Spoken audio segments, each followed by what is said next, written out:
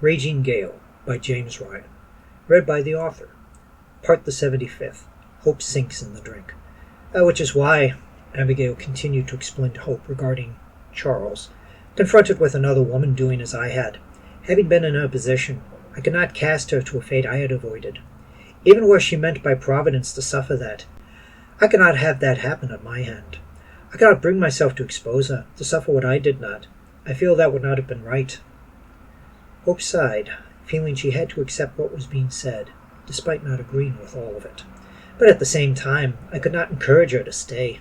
This crew was willing to accept me as their captain, but only after the considerable time I had spent among them, and knowing them full well I would not play them against each other, having laid bare my relations with Edwin to them, and assuring that I would not bring such a situation with me aboard. One thing I will not stand for is using favours to ply the crew.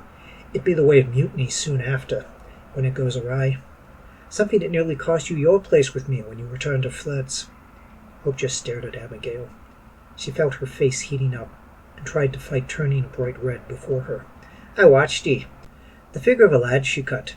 Maybe in coming up with how to be male, she came up with just what you wanted in a man. I be thinking there not be too many men before him, were there? Hope said a curse to herself as she clenched her jaw before she shook her head. She kept her eyes from Abigail, scared how she might read what she was thinking behind them. You might want to have some of that, Abigail said about the tankard of rum bouillon, before she took a swig from her own.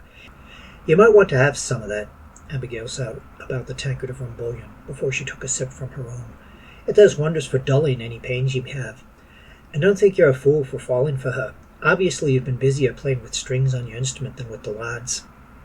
Hope stopped clenching her jaw and stared into her drink. As I be saying, the way you went for her, that could have cost you your post. People involved with each other aboard ship, it makes for bad feelings among the others. And the last thing I need is any of that. It's hard enough to captain men on the account as it is. Hope just continued staring into her tankard of rum bouillon.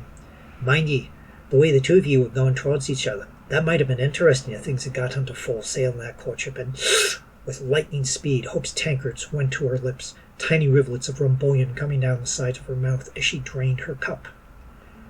Abigail looked at Hope for a moment before she offered, I can get us another bottle.